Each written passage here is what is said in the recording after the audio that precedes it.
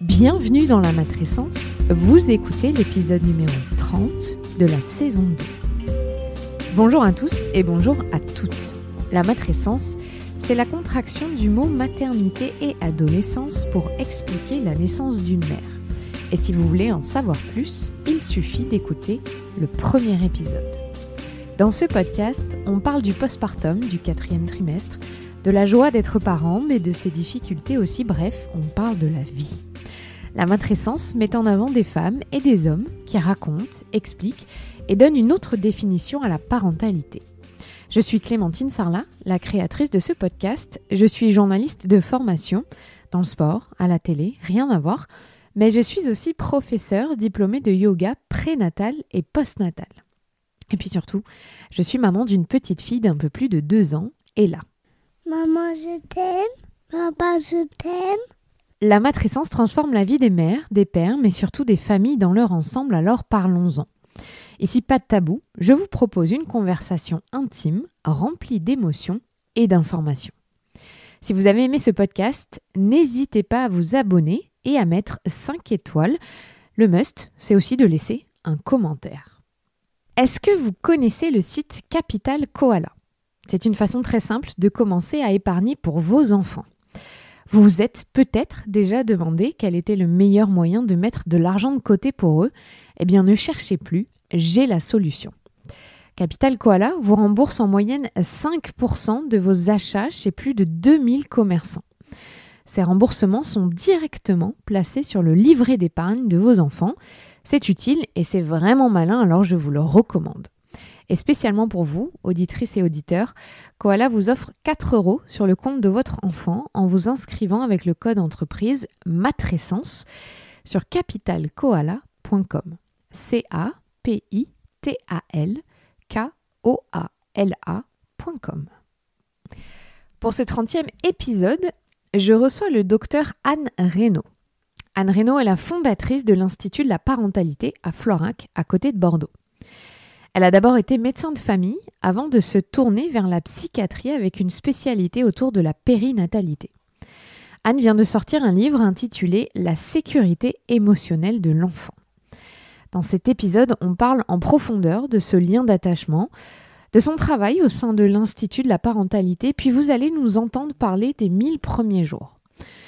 Le gouvernement a lancé en 2019 un programme de santé publique qui englobe la grossesse jusqu'aux 2 ans de l'enfant et ce qui constitue à peu près les 1000 premiers jours de vie de l'enfant.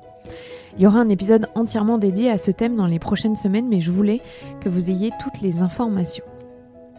On a aussi parlé de thèmes qui me sont chers, la dépression du postpartum, l'angoisse liée au fait de devenir mère et tout ce qui touche à la naissance psychologique d'un parent, femme ou homme. Je vous souhaite une très bonne écoute. Merci Anne de me recevoir dans votre institut, l'Institut de la parentalité qui est à côté de Bordeaux, à Florac. Je suis ravie de vous avoir, d'avoir une professionnelle qui va me parler de plein de choses autour du fait de devenir mère et de la parentalité. Donc vous êtes la fondatrice de cet institut. Est-ce que vous pouvez nous expliquer ce que c'est et surtout pourquoi vous l'avez créé ? Oui, bonjour Clémentine, moi je suis aussi ravie d'être avec vous aujourd'hui.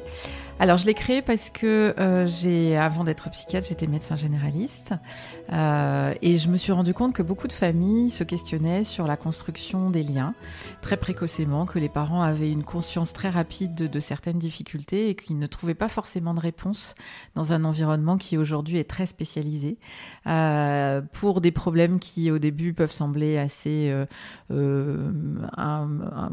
pas très importants, mais qui vont rapidement prendre beaucoup de place dans la vie de la famille, des troubles du sommeil, des troubles de l'alimentation, des pleurs incessants, etc. Et que je voyais ces parents qui erraient de consultation en consultation. Et puis aussi parce que j'ai travaillé en psychiatrie et que je me suis rendu compte qu'on arrivait souvent plus tard et trop tard. Alors, il n'y a jamais de trop, parce qu'on peut toujours faire quelque chose, mais que cette notion des 1000 jours qui aujourd'hui arrive vient nous dire que cette période de la périnatalité et petite enfance est probablement plus à investir. Donc, cette conscience-là de médecin, mais aussi de maman, parce que j'ai été maman, j'ai rencontré des soucis pour devenir maman, et j'ai eu les mêmes problématiques que les parents, m'ont interpellée sur cette problématique. Et puis, j'ai aussi lu, parce que je suis médecin, donc je me suis intéressée à toute la bibliographie, aussi internationale. Et je me suis rendu compte que dans d'autres pays, on intervenait beaucoup plus précocement, que les résultats étaient extrêmement positifs.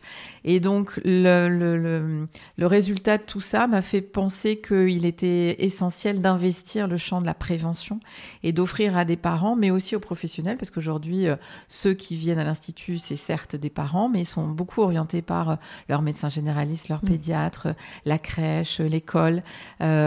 Après, il y a tous les réseaux sociaux, bien évidemment. Mais globalement, toutes ces personnes qui se rendent compte qu'il y a quelque chose qui n'a pas l'air de coller rond, même si de tourner rond, même si ce n'est pas grave pour l'instant, mais c'est le moment d'intervenir. Donc, l'Institut répond à ces problématiques-là avec plusieurs modalités. On a des programmes d'habileté parentale où on vient accompagner les parents sur la compréhension du besoin de sécurité en lien avec la théorie de l'attachement de l'enfant, des consultations. Et on est aussi organisme de formation pour les professionnels qui viennent intervenir autour de la famille pour leur donner une base scientifique et rigoureuse autour de la théorie de l'attachement. Ça m'interpelle quand vous dites ça parce que je me dis ça veut dire que les professionnels de santé, malheureusement, ne sont pas formés comme il faut autour de la question de la parentalité. Pas à la hauteur des enjeux, c'est clair. Et donc Catherine Guéguen a mis en place un diplôme universitaire à l'attention des pédiatres spécialisés dans la parentalité. J'ai la grande joie d'y enseigner. Mais globalement, aujourd'hui, si on parle en particulier de la théorie de l'attachement qui constitue ici à l'Institut notre socle théorique, alors pas dans une vision dogmatique vraiment, et on fait que de la théorie de l'attachement, mais on l'intègre aux autres pratiques.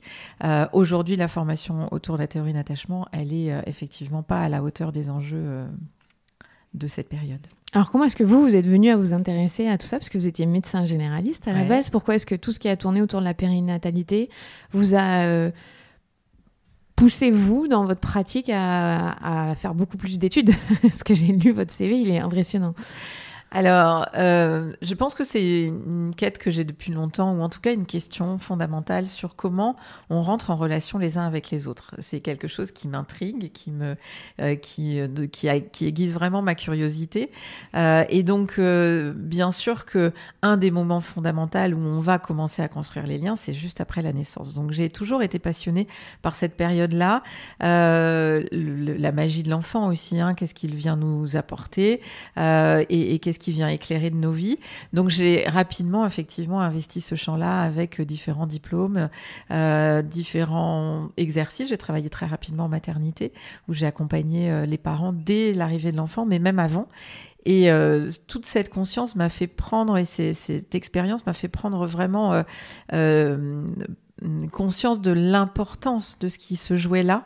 Et puis ensuite, les études scientifiques et de venir nous dire, et en particulier avec les neurosciences et la théorie de l'attachement, comment ce qui se joue là, avant 3 ans, avec la plasticité cérébrale et cette feuille de route que on va comprendre de la relation avec l'autre, va être déterminant pour la suite, pas déterministe. Tout n'est pas joué, et heureusement que tout n'est pas joué avant 3 ans ou 6 ans, parce que on a aussi toutes les expériences de la vie qui viennent nous éclairer et nous donner d'autres guidances par rapport à ce qu'on doit vivre. Mais n'empêche que ce qui se joue là est vraiment beaucoup plus essentiel, et on l'a probablement trop négligé dans notre société aujourd'hui.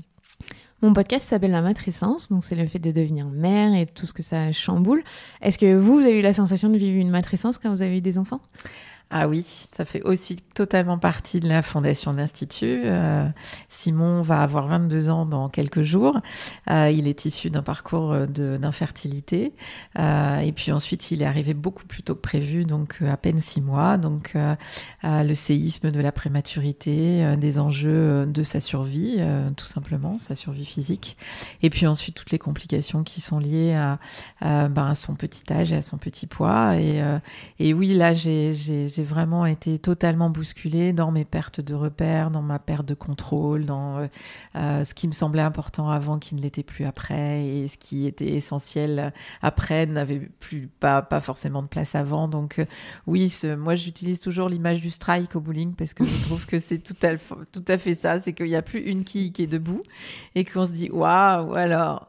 Et moi je m'applique à dire aux parents que c'est important de pas tout de suite mettre les quilles debout, pas comme avant, parce qu'elles seront jamais comme avant, mais qu'il y en a peut-être qu'on n'a plus envie de garder, qu'on va en mettre d'autres dans le jeu, et que petit à petit les choses vont se construire différemment. Donc oui, Je vois tout à fait de quoi vous voulez parler. J'aime bien cette image du strike parce que moi, je dis toujours que c'était le tourbillon.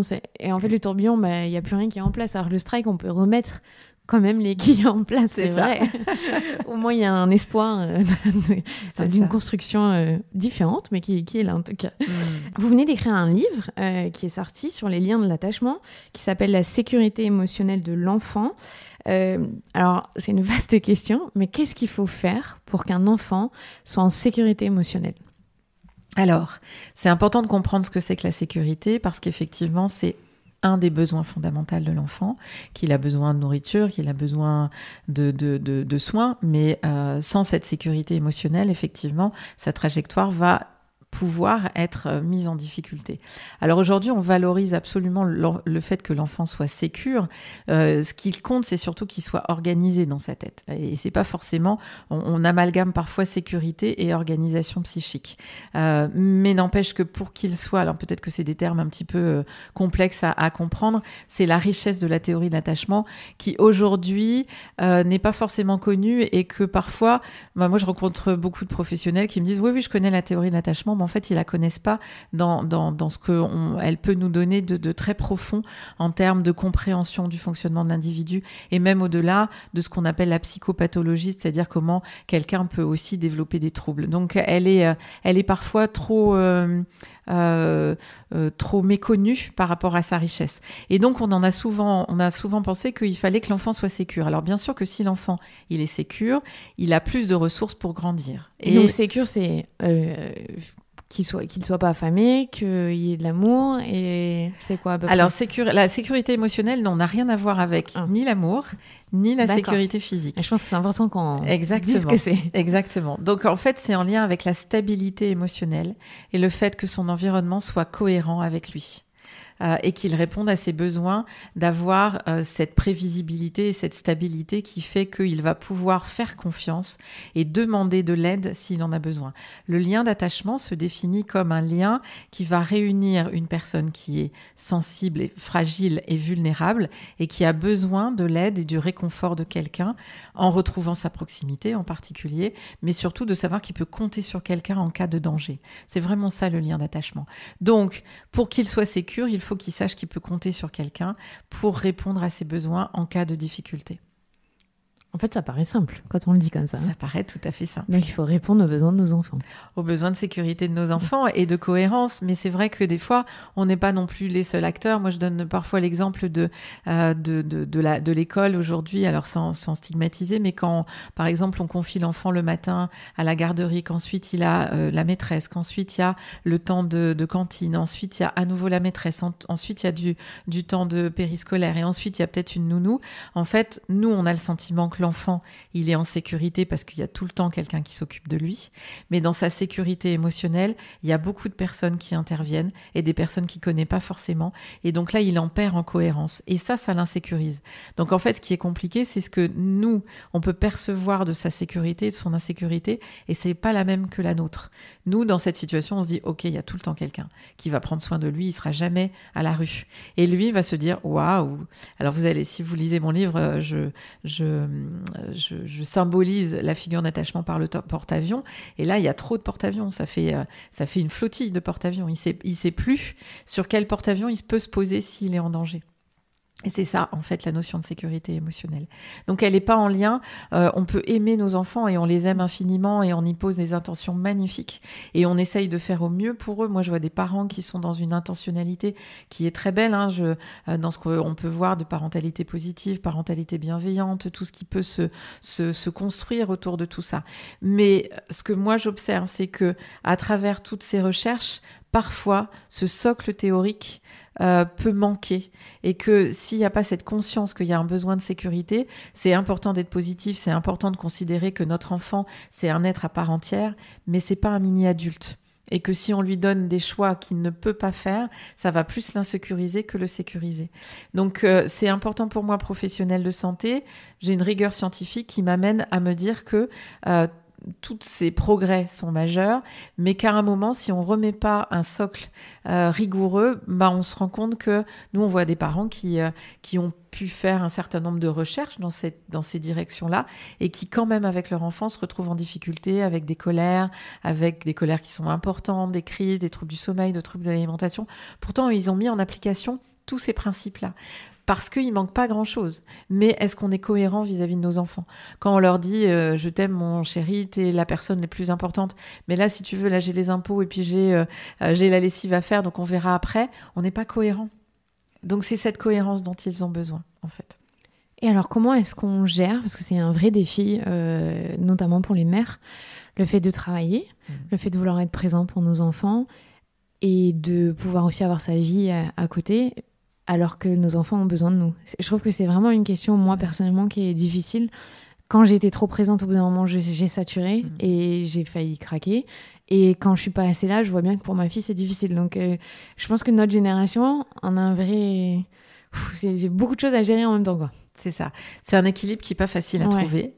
C'est un équilibre personnel aussi, parce qu'il y en a pour lequel le travail n'est pas forcément un lieu d'épanouissement, auquel cas, quand ils reviennent du travail, c'est difficile pour eux. Donc, c'est un équilibre auquel il faut être attentif, mais qui est complexe aujourd'hui.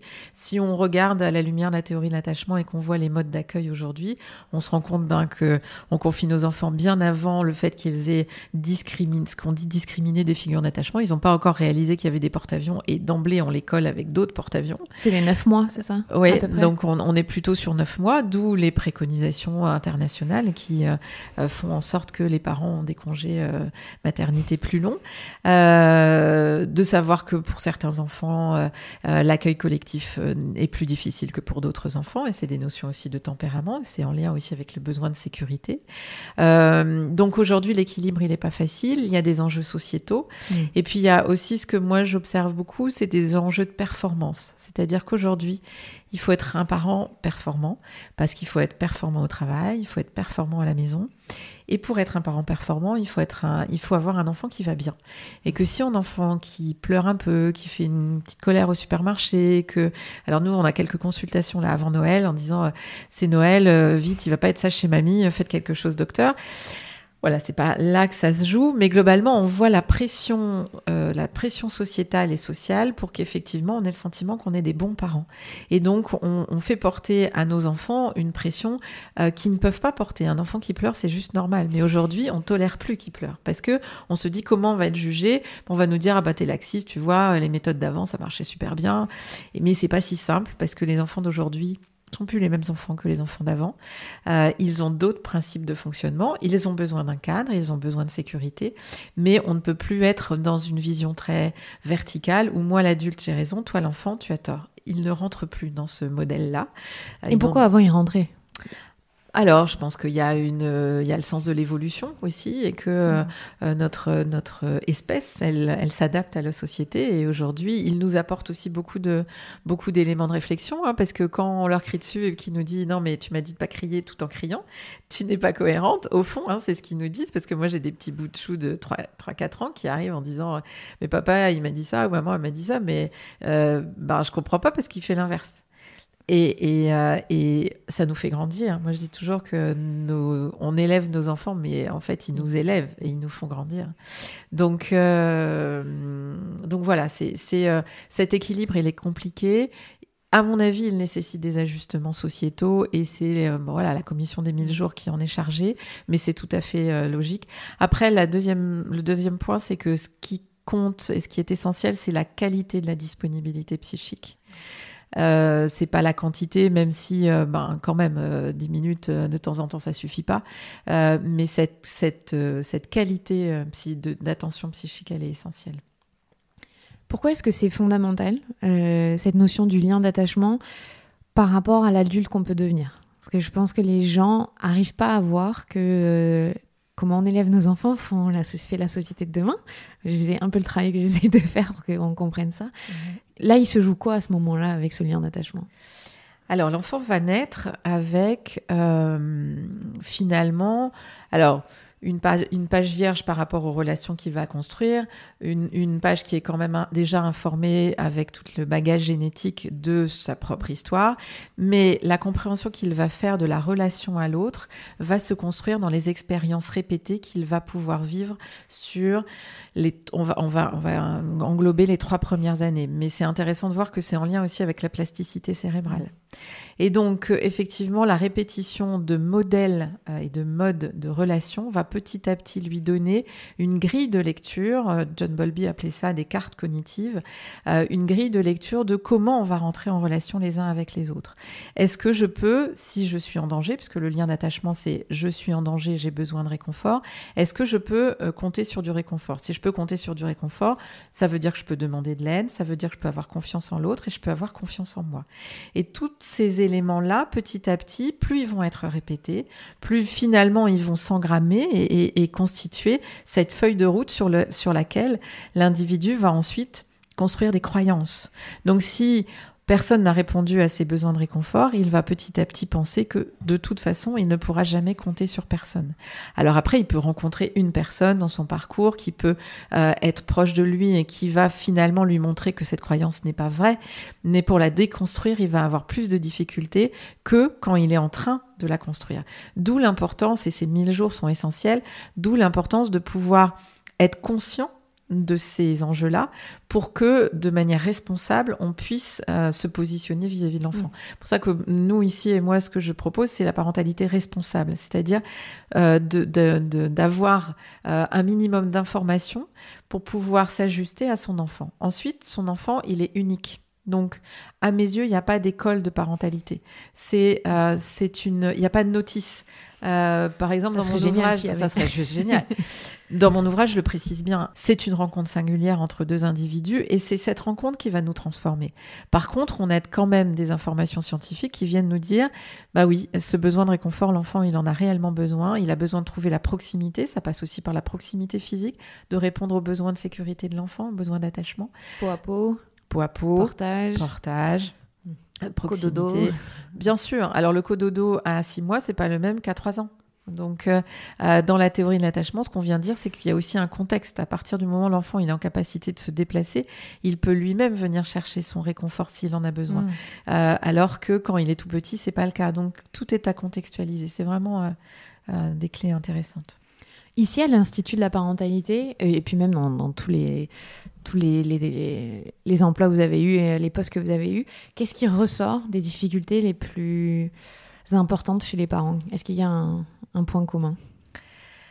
Alors, les motifs de consultation sont multiples, mais aujourd'hui, alors je vois le temps qui passe, je vois les générations qui changent.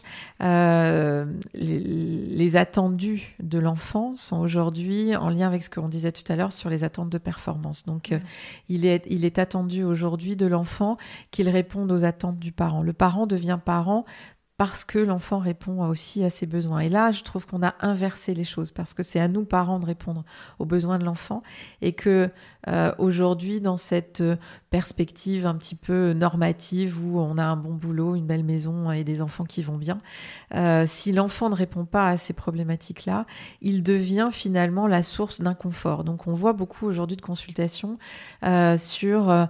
il n'y a pas longtemps, j'avais un enfant parce qu'il mettait trop de temps à s'habiller le matin, par exemple. Et on se rend compte qu'on attend de nos enfants que finalement, ils ne viennent pas mettre de sable dans le rouage d'une vie qui est extrêmement contrainte. Moi, j'ai la chance d'avoir vécu, maintenant je le dis, la chance d'avoir vécu sans portable ou sans Internet à un moment. Je ne regrette absolument pas ce temps-là parce qu'il m'ouvre à des perspectives et à des possibilités de communication qui sont extraordinaires. Mais on n'a plus le même temps psychique. On a une accélération totale des choses, et que si on n'a pas répondu à son SMS et qu'on est mort, alors qu'on n'avait juste pas le temps, mais globalement on voit comment finalement on attend des réponses, et ces contraintes-là ont rendu nos fonctions parentales complexes. Donc notre vie, elle est souvent très planifiée, et l'enfant, il vient nous inviter de manière très dérangeante souvent, à nous poser. Alors moi je dis souvent en conférence, mais je le dis, aujourd'hui on se paye des stages de méditation pleine conscience pour se poser, alors que nos enfants, en fait, ils nous donnent l'injonction de le faire. Sauf que quand c'est pas au moment où on a décidé de nous, c'est ça, ou que là on a un rendez-vous, c'est super urgent, et on va pas comprendre que notre enfant, il va nous solliciter là. Et pourtant c'est là qu'il va nous solliciter, c'est au moment des repas, c'est au moment des nuits, du coucher, parce que c'est là où il peut nous capter. Donc il va le faire. Donc globalement, ce qu'on voit, oui, c'est vraiment dans cette problématique-là, et c'est important de venir aussi de être accompagné à ces moments-là, parce que sinon le parent va attendre des choses de l'enfant qu'il ne peut pas lui donner, et on va rentrer sur une relation qui va s'altérer, et on voit des parents arriver en burn-out parental, attendant de l'enfant une réparation que l'enfant ne peut pas donner. Ah oui, oui, quand vous dites que les rôles se sont inversés, c'est ça, c'est là le parent cherche réparation à l'enfant. Oui, moi j'ai des parents qui sont épuisés, qui me disent moi je suis gentil avec lui, alors maintenant je serai gentil avec lui quand il le sera devenu. Sauf que l'enfant qui a des troubles du comportement à type d'agitation, de colère, de crise, etc., c'est la première cause, c'est de se demander s'il y a quelque chose qui l'insécurise ou qui le sécurise. S'il est en insécurité, lui il va demander du réconfort. Mais il n'est pas en capacité de dire là je suis en danger, j'ai besoin de réconfort. Donc il va utiliser 2 stratégies. Soit il va hyper solliciter et sans arrêt venir chercher l'adulte, mais souvent d'une manière un petit peu agressive, ce qui va induire l'inverse, c'est-à-dire qu'il est plutôt répulsif, auquel cas on ne va pas répondre à son besoin de sécurité et ça va majorer encore plus son anxiété. Soit c'est des enfants très silencieux, trop silencieux. Alors eux, ils sont hyper confort, mais ils vont pas très bien. On le sait, sur un plan neurologique, ils ont des taux de cortisol qui sont plus élevés. Cortisol est neurotoxique. Et globalement, ça vient impacter aussi leur trajectoire développementale, y compris sur un plan cognitif. Juste la cortisol, c'est l'hormone du stress qu'on ne devrait ressentir qu'en cas de danger de vie ou de mort, en fait. Et exactement. Dans nos sociétés, on la ressent beaucoup trop souvent. Beaucoup trop souvent. Et quand on fait un dosage salivaire du cortisol, on voit que ces enfants qui pourraient sembler silencieux, nous on va former dans les crèches, ils disent « Oh ben super, il est sécure, il pleure pas ». C'est une fausse croyance. L'enfant qui voit la personne qui s'occupe de lui d'habitude s'éloigner, qui pleure, c'est juste normal. Alors c'est pas normal au bout d'1 an de crèche tous les jours, mais au début c'est juste normal. L'enfant qu'on peut poser partout doit nous interpeller. Ça veut pas dire qu'il est pas sécure, il faut toujours contextualiser, mais il y a comme ça des éléments qui peuvent nous éclairer. Au quotidien, c'est quoi votre travail ? C'est beaucoup de conférences ou encore beaucoup de consultations ? C'est les deux, parce que c'est important pour moi de rester en lien avec le vécu des familles. Donc, il y a des consultations. Il y a effectivement la régulation des équipes, puisque ici, maintenant, il y a 2 sites qui ont ouvert leurs portes. Il y a Bordeaux-Floirac et puis il y a Paris-Sénart qui a ouvert ses portes depuis octobre 2019. Et puis, on est sollicité par de très nombreux professionnels qui veulent rejoindre l'Institut, conscients que finalement, dans leur exercice actuel, ils n'investissent pas assez le champ de la prévention. Donc, on est en train de travailler sur la transposition de ce modèle pour que de nombreux professionnels puissent s'investir dans ce champ-là. Des conférences, oui, beaucoup de conférences, soit pour les parents, soit pour les professionnels, et j'aime l'écriture, donc je pense que je vais m'y replonger. Est-ce que vous avez été sollicité par le gouvernement pour les 1000 premiers jours pour aider ? Alors, pas directement. Adrien Taquet est venu visiter l'Institut au mois de mai. Le président de la commission Alors, non, lui, c'est le secrétaire d'État. Monsieur Taquet est secrétaire d'État en charge de la famille et de la protection de l'enfance. Donc, il nous a rencontrés. Il est venu visiter l'Institut au mois de mai 2019. Après, je sais que je suis en lien donc, avec Nathalie Viccarini, qui fait partie des 1000 jours et qui évoque l'Institut. Pour l'instant, j'ai pas de contact direct avec Boris Cyrulnik ou d'autres membres. Je lance une perche. Non, mais c'est des modèles qu'il faut développer. Il n'y a que 2 villes en France. On est chanceux à Bordeaux, mais... C'est ça. En tout cas, ce qu'Adrien Taquet a pu mettre en évidence, c'est qu'effectivement, nous, on est sur ces 1000 jours depuis longtemps et qu'on a développé et déployé des mises en application de la théorie de l'attachement dans nos pratiques, tout en étant vraiment très rigoureux sur l'utilisation de la théorie de l'attachement pour qu'elle nous aide. Alors, elle nous aide bien sûr à accompagner les familles dans le quotidien, mais on va aussi travailler avec la protection de l'enfance. On forme les professionnels qui accueillent ces enfants qui ont là réellement des troubles de l'attachement à comprendre tous ces enjeux-là. Donc, parce que les applications de la théorie de l'attachement sont extrêmement vastes et ne peuvent pas être réduites juste à vouloir que son enfant soit sécure, ça nous donne une meilleure compréhension des interactions, mais c'est beaucoup plus large. Vous intervenez sur un thème qu'on évoque trop peu en France, c'est la psychologie et les changements qui sont liés au fait de devenir mère, et notamment pendant la grossesse. Qu'est-ce qui se passe dans le corps d'une femme au moment de créer la vie ? Alors c'est vraiment un champ que j'investis depuis longtemps parce que cette dimension de la grossesse psychique me semble très négligée dans notre pays et dans de nombreux pays. On parle beaucoup de la grossesse physique, donc avec tous les suivis, les échographies, les examens médicaux. Ça, on est suivi. Voilà. Par contre, en cas de vulnérabilité émotionnelle, c'est plus compliqué. Alors, je pense que la Commission des 1000 jours a remis en valeur l'entretien prénatal précoce qui avait été préconisé par le dernier plan périnat qui date de 2005-2007. Donc, ça date, inspiré par Françoise Molena et qui mettait en avant justement cette humanité et cette sensibilité pour qu'on puisse aller l'apercevoir, sauf que c'est pas forcément facile de l'apercevoir et de pas savoir quoi en faire derrière. Donc, on voit bien comment c'est un champ qui reste encore un petit peu compliqué à investir. Pour autant, moi, je parle beaucoup de la grossesse psychique parce que pour moi, la grossesse psychique, c'est le premier pas vers la parentalité. C'est-à-dire qu'il se passe réellement une transformation. Alors oui, il y a la transformation physique, mais il y a aussi une transformation psychique qui va faire que petit à petit, avec des étapes particulière, et là c'est pas la théorie de l'attachement qui vient nous l'expliquer, mais c'est vraiment plutôt le travail en psychanalyse et psychodynamie avec la notion de transparence psychique où on vient nous expliquer, cet état-là vient nous dire que pendant ce temps de la grossesse, alors moi j'utilise avec les parents l'image du couvercle, ça veut dire que pendant toute notre vie, normalement on a un couvercle sur nos émotions qui fait qu'on est globalement assez régulateur de nos émotions. Ça déborde pas trop ou en tout cas on gère. Et pendant la grossesse, ce couvercle s'ouvre. Et il nous donne accès à tout notre matériel psychique et à toute la dimension émotionnelle. Donc c'est une grande richesse, mais souvent ça bouscule parce qu'on s'était bien appliqué à mettre un joli couvercle et que là, de manière physiologique et automatique, donc pour tout le monde, même si certains le négligent ou hyper investissent d'autres champs, il y a des femmes qui travaillent jusqu'au bout, comme ça, elles vont pas trop percevoir leurs émotions, mais de toute façon, tôt ou tard, elles vont émerger. Hein, donc, c'est-à-dire qu'elles peuvent émerger plusieurs années plus tard, oui, par exemple. Ouais. D'accord. Donc, ce champ émotionnel vient s'inviter avec des souvenirs. Quand nous, on accompagne, on a un département périnatalité, on accompagne ces futurs parents-là. Et tous, hein, même ceux qui bénéficient d'entretien prénatal précoce en France, beaucoup de sages-femmes nous disent, elles nous disent des choses qu'elles n'ont jamais dites. Et puis, elles se disent, mais pourquoi je vous raconte ça là alors que d'habitude, je m'en rappelle pas. Y compris des événements traumatiques, d'abus ou de violences sexuelles vécues dans l'enfance qui ne sont pas parlés en dehors de cette période-là.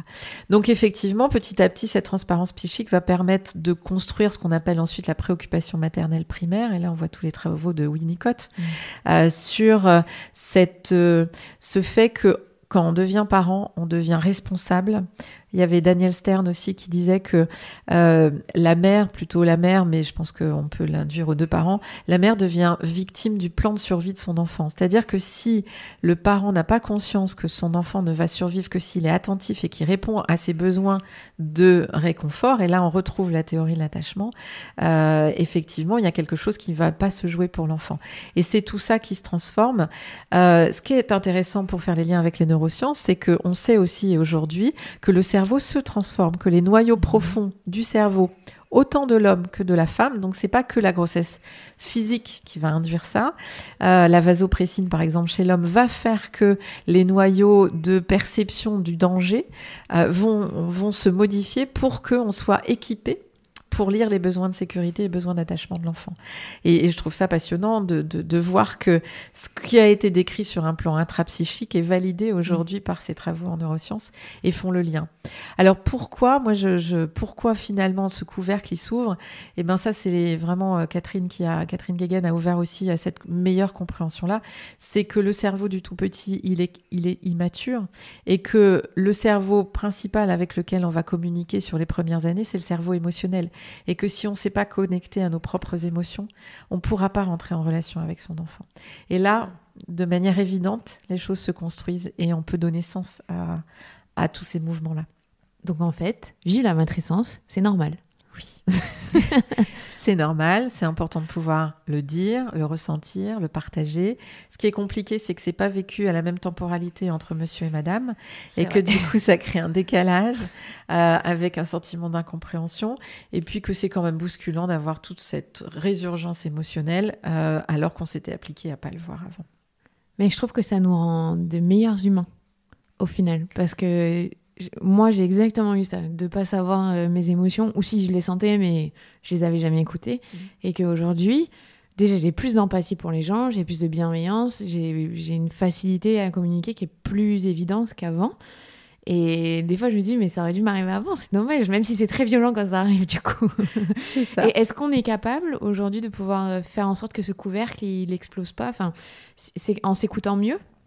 Avant, comment est-ce qu'on fait pour que ce soit pas vécu de manière si violente? C'est ça surtout. Ça va dépendre de ce qu'on a vécu avant, parce que souvent on s'est protégé des émotions pendant longtemps. On s'est protégé des émotions et qu'effectivement la grossesse vient faire effraction au milieu de tout ça. Donc on en revient aux 3 premières années, c'est ça? Oui, oui, bien sûr, parce que ce qu'on sait aussi, c'est que ce qu'on va appeler les modèles internes opérants, les manières de rentrer en relation avec les autres qui se sont construites sur les 3 premières années, vont pouvoir se revisiter lors d'étapes de la vie. Et ça se revisite à des étapes où émotionnellement, on est très bousculé. Donc l'adolescence, la construction du couple, parce que là, on vient aussi de manière intime faire confiance en l'autre ou pas. Et la maternité, la parentalité, pas que la maternité, mais la maternité globale, hein, pour monsieur aussi, vient nous donner l'occasion. C'est vraiment une chance. C'est pour ça que la grossesse, c'est une période initiatique de transformation. Elle nous transforme parce qu'elle peut effectivement se dire que ce qui s'est construit pendant les 3 premières années, c'est un moment où on peut faire évoluer les choses, restaurer les choses. Et puis ensuite, il y a toutes les pertes et séparations qui viennent aussi nous donner l'occasion de travailler sur ces modèles relationnels. Donc en fait, c'est vraiment ça, quand on dit guérir son enfant intérieur, ça explique tout ça, là. Exactement, Tout ce dont on parle. ça explique tout ça. Et l'enfant est un magnifique cadeau, parce que l'enfant vient nous donner cette opportunité-là, mais que si on n'a pas envie de faire ce travail-là, l'enfant devient plus du tout un cadeau mal emballé, voire, moi, ce que j'appelle dans mon livre, une tête chercheuse. C'est-à-dire que l'enfant, il vient pile tout le temps, de manière itérative, nous questionner sur ce qu'on a caché. Or, si on a caché des choses, ça veut dire qu'il y a des bouts de nous-mêmes, des morceaux de nous-mêmes qui ne sont pas dans cette unité et qui font qu'on ressent un mal-être ou en tout cas des blessures. Et que c'est une magnifique occasion et qu'il faut juste comprendre que nos enfants ne nous attaquent pas, mais au contraire nous aident à grandir à condition qu'on accepte ce qui nous permet de transformer. Ils ont une intelligence émotionnelle, je trouve, qui est incroyable. En fait, ils écoutent beaucoup plus leur ressenti et leur instinct que nous.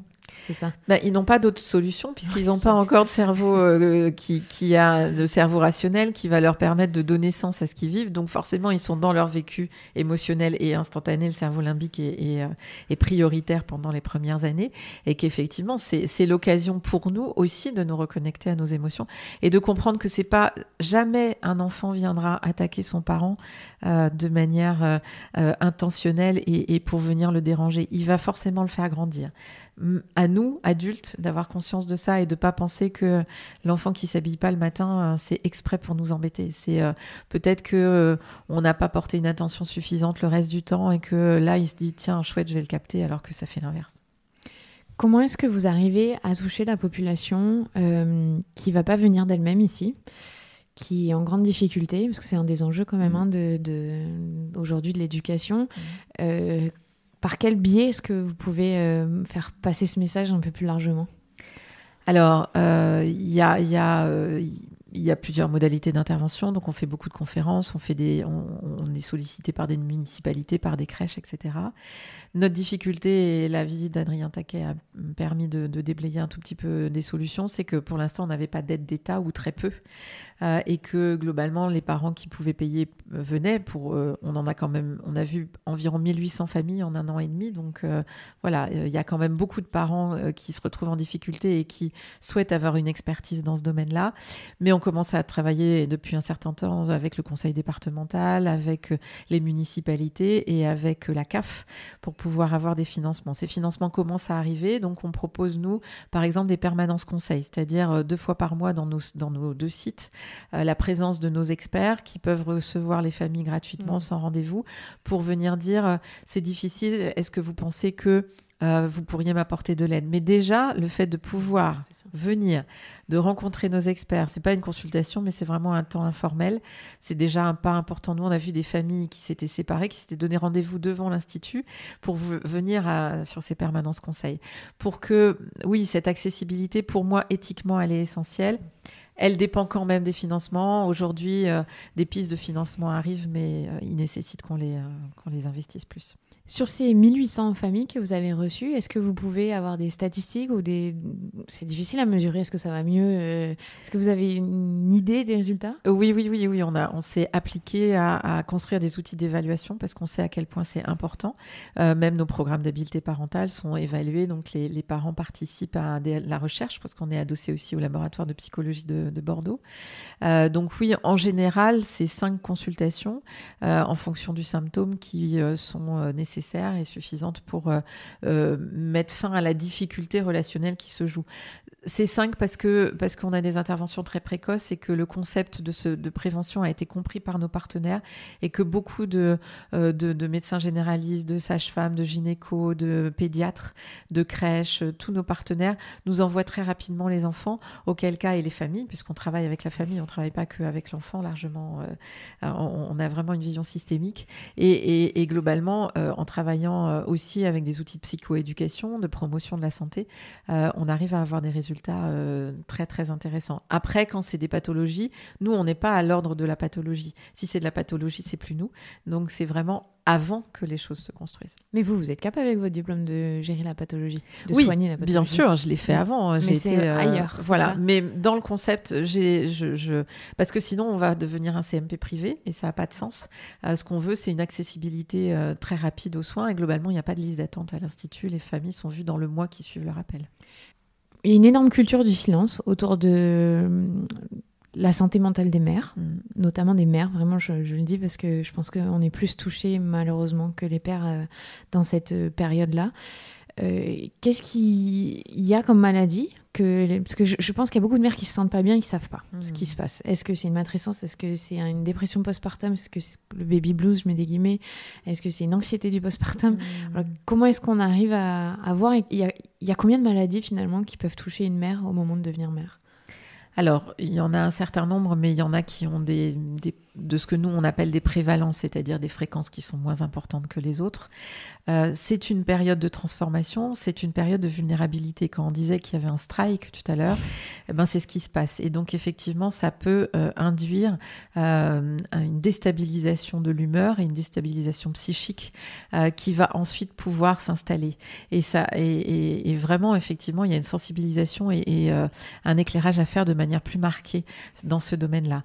Donc, le baby blues, c'est finalement, si on allait jusqu'au bout de l'idée du couvercle, c'est ce couvercle qui ne se ferme pas tout de suite. Et c'est normal qu'il ne se ferme pas tout de suite. Donc ceux qui ont vécu le baby blues, c'est quand même 60 à 80% des femmes, 90 même certaines études. On est heureux, puis en même temps on est triste, on est inquiet, enfin on n'est pas effondré. C'est pas un état dépressif. Et ça dure quelques jours. Si ça dure plus de 15 jours, un mois, ce n'est plus du baby blues. Et là on rentre dans une pathologie qui est effectivement très méconnue, qui est souvent négligée, souvent honteuse, donc les femmes n'en parlent pas non plus, c'est le syndrome dépressif du postpartum. C'est quand même, aujourd'hui, les chiffres sont assez interpellants, c'est 15 à 18% des femmes en postpartum. J'ai eu une maternité il n'y a pas longtemps. La sage-femme me dit mais on n'en voit jamais, mais parce qu'il n'y a pas de formation suffisante. Alors moi je travaille beaucoup avec l'Ordre national des sages-femmes et donc j'interviens beaucoup parce qu'elles ont cette sensibilité-là, mais elles peuvent ne pas en avoir les connaissances. Parce qu'effectivement, c'est pas un syndrome dépressif classique où on a juste envie de rester au lit et de voir personne. On se lève, on s'occupe de son bébé, mais le tableau n'est pas de même nature qu'un état dépressif classique. La difficulté, c'est que souvent la femme a honte. Parce que normalement, quand on est jeune maman, on doit être heureuse, et puis tout doit aller bien. Il y a un très joli livre de Liat Abécassis là-dessus. Encore une fois, là, c'est la réussite. C'est exactement, c'est la performance, et donc on doit assurer. Et globalement, certaines mamans passent comme ça. Il y en a très peu qui consultent. Globalement, on sait que 2% des femmes qui vivent sur ça. Sur les 18%. Oui, dans les chiffres qu'on a. Que j'ai en tout cas les derniers chiffres, et donc très peu arrivent aux soins. Et globalement, cet état dépressif, à moins qu'il soit beaucoup plus bruyant et qu'il rentre ensuite dans d'autres difficultés et troubles et maladies, va pouvoir s'amender seul au bout d'1 an ou 2. C'est long, 1 an ou 2. On est dans un état long. C'est de la désespérance en plus, un peu. Tout à fait, mais le temps que la femme consulte, et puis en plus tout le monde s'occupe du bébé, mais pas forcément de la maman. Et donc globalement, ça va passer donc petit à petit, ça passe. Sauf que l'enfant, lui, là, dans cette problématique-là, il n'a pas reçu le réconfort dont il avait besoin, puisque la maman elle-même est dans cette recherche-là et qu'elle ne le dit pas forcément. Il y a quand même des taux, les taux du syndrome dépressif du postpartum du papa sont quand même autour de 8 à 9%. Donc ils l'ont aussi, mais ils ont encore plus de difficultés à l'exprimer, puisque c'est eux qui doivent rassurer maman. Donc ils ne peuvent pas non plus s'autoriser à s'effondrer. Donc cette pathologie-là, c'est vraiment celle qui devrait beaucoup plus nous inquiéter. C'est la première complication obstétricale, parce qu'on parle des hémorragies de la délivrance. C'est 1 à 2%, et là on est à 15 à 20.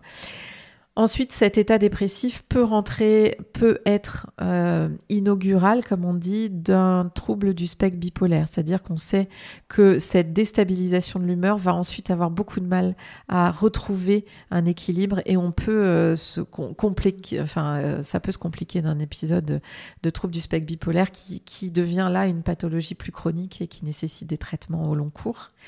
Et puis ensuite on a tous les épisodes anxieux, et ce dont on parle pas assez souvent mais que beaucoup de femmes expriment, c'est ce qu'on appelle les phobies d'impulsion, c'est-à-dire avoir peur de faire du mal à son bébé.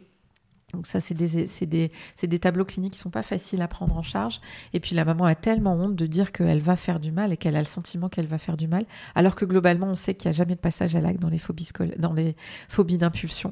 Voilà. Et puis ensuite, il y a la psychose puerpérale. C'est vraiment le tableau le plus bruyant, mais qui est finalement très très faible. Ce qui vraiment nous amène à beaucoup plus d'intention, c'est le syndrome dépressif du postpartum. Aux États-Unis, ils parlent beaucoup du PTSD, donc du post-traumatique. Voilà, donc quand il y a eu par exemple un accouchement très traumatique, on ressent énormément d'anxiété derrière, et on est comme les soldats qui sont allés sur le front. En gros, c'est ça. Ça, on en parle aussi un peu. En France, au niveau des mères ? Alors, on a déjà du mal à parler du syndrome dépressif du postpartum, donc l'accouchement est à l'origine d'un stress post-traumatique, ça se dit. Nous, ici, nos thérapeutes sont formés à l'EMDR sur la période, en tout cas sur le département périnate, parce qu'effectivement, on recueille souvent ce type de vécu, et qui réveille aussi des psychotraumas plus anciens, parce que parfois c'est en lien avec des violences subies dans l'enfance, et globalement, l'accouchement vient réactiver tout ça. Donc on est parfois sur du trauma simple, mais pas toujours. Donc ça se sait, nous en tout cas on le considère comme tel. Et est-ce que dans les 1000 premiers jours, la prise en compte de ça, là, de ce tableau où on dit qu'il y a quasiment 20% des femmes qui ont une dépression postpartum, comme vous le dites, c'est ce qui est le plus important finalement dans tous les je sais pas comment dire, mais c'est pas les à côté, mais les conséquences. Il y a une volonté gouvernementale de se dire il faut agir ? Je pense, alors j'ai pas tous les éléments pour préciser ça. L'entretien prénatal précoce a cet objectif-là, c'est-à-dire que on sait qu'un syndrome dépressif du postpartum a souvent été précédé par un état dépressif anténatal, mais que souvent on banalise parce que on est fatigué, parce que on sait pas à quel moment on va accoucher, etc. Donc on le banalise et que l'entretien prénatal précoce a cet objectif-là. Moi, ça peut se détecter avant, en fait. Il y a des éléments qui viennent Il y a des signes. Il y a des signes, bien sûr, qui viennent nous dire qu'on pourrait porter une attention majorée sur certaines femmes. On sait aussi, par exemple, que l'annonce diagnostic d'un doute échographique pendant la grossesse, et puis ensuite, c'est une passionnante étude de l'équipe de David Cohen qui témoigne que finalement, l'écho d'après, il n'y a rien du tout, montre que cette préoccupation maternelle primaire, elle a été altérée et qu'il y aurait besoin d'un accompagnement un petit peu plus majoré, alors pas forcément une psychothérapie chaque semaine, mais globalement de pouvoir en parler. Et on voit comment aujourd'hui toute cette dimension émotionnelle et de la vulnérabilité psychique est quand même souvent banalisée parce qu'on n'a pas forcément les réponses. Je comprends que mes collègues gynécos, quand ils sont face à un plan rouge de césarienne, ils se demandent pas quel va être le vécu. Moi, je travaille longtemps en maternité. J'ai mon collègue gynéco qui me disait, mais Anne, elle a bien accouché, tout le monde est vivant. J'ai dit, oui, tout le monde est vivant sur un plan physique. Mais qu'est-ce qui s'est vécu sur un plan psychique? Je dis, peut-être que tu as mis des spatules, peut-être que, voilà, il y a eu le rythme cardiaque du bébé, etc. Qu'est-ce que cette maman a vécu et quelle peur elle a pu avoir? Et puis, elle a été peut-être séparée pendant quelques heures, mais comment elle vit cette absence de peau à peau, etc. Et donc cette conscience-là, elle nécessite que nous, professionnels, on y mette aussi toutes les connaissances scientifiques qu'on a aujourd'hui sur le développement du tout petit, qui sont aujourd'hui majorées. Nadèle a fait un beau travail, Trevarten ou d'autres, mais on a de plus en plus de billes et c'est essentiel de les mettre en application. Quand vous dites tout ça, je pense, j'ai plusieurs amis qui ont eu des grossesses où on a détecté des choses mineures, mais quand même des petites maladies ou déjà dans le ventre. Ouais. Ces femmes-là, il faudrait qu'elles soient suivies en fait en postpartum pour pouvoir exprimer ce qui s'est joué dans la grossesse. Ouais, les préconisations de l'équipe de Cohen, c'est même que on puisse au moins faire un entretien ou deux pendant la grossesse, parce que effectivement, le sentiment de ces femmes, c'est que leur enfant ne va pas être normal, alors que finalement il l'est, et elles ont le sentiment qu'elles ne sont pas des bonnes mamans. Donc là, on revient avec cette performance. J'ai pas fait un bébé parfait, donc je peux pas être une bonne maman. Et donc oui, je vais être beaucoup plus fragile en fait. Mais ça, personne à la maternité vient nous dire comment s'est passée votre grossesse et vous venez d'avoir votre bébé, on comprend, on peut vous donner un rendez-vous. Enfin, j'ai pas la sensation que quelqu'un m'ait raconté ça en tout cas. Non, d'où la préconisation éventuelle ou des propositions qui font partie de notre milieu, de proposer un entretien post-natal précoce et de se demander ce qui se passe. Globalement, là, c'est les sages-femmes qui reçoivent les mamans en rééducation périnéale, et la rééducation est le moment où effectivement ces mamans, elles vont venir dire ça. En plus, on est sur des problématiques intimes et globalement, ça vient se dire, ou la reprise de la sexualité comme un moment difficile, et là, on vient chercher des choses. Mais c'est vrai que les mamans ont tellement honte qu'elles vont pas dire qu'elles sont en difficulté. Donc, il faut pouvoir aller le chercher. Je pense que aussi de pouvoir le dire et de dire que c'est pas honteux. Mais voilà, j'ai une maman en ce moment que j'accompagne qui a vraiment attendu le dernier moment et qui disait, mais je pouvais pas dire, mais même à ma propre maman. Alors que là, c'est intéressant, ils ont construit une tribu autour d'elle et donc il y a tout le temps quelqu'un avec elle et vraiment dans cette notion de système et de cocon qui va sécuriser dans cette chaîne de sécurité dont elle a besoin pour sécuriser son propre enfant. Mais elle me dit, mais j'avais trop honte, quoi. Trop honte. Bon, mais j'espère qu'on va essayer d'arriver à enlever la honte des mères, parce que c'est, je pense, un vrai travail essentiel. Et à tout le monde, si vous voulez lire le livre, il est sorti en septembre, donc il est disponible partout. Oui. Pour Noël, allez-y, faites-nous plaisir. Un cadeau de naissance, j'ai un ami qui me dit que ça devrait être un cadeau de naissance. Donc voilà. Je suis d'accord. Il y a beaucoup de livres qui devraient être des cadeaux de naissance au lieu d'un petit jouet. C'est ça. Merci beaucoup, docteur. En fait, je devrais vous appeler docteur, de m'avoir reçu ici. Bonne journée. C'était le docteur Anne Reynaud, psychiatre, spécialiste de la petite enfance et de la parentalité, auteur du livre « La sécurité émotionnelle de l'enfant » aux éditions Marabout. Je suis Clémentine Sarlat, vous pouvez me retrouver sur les réseaux sociaux @clemsarlat ou @lamatrescence. Venez rejoindre cette belle communauté, à la semaine prochaine.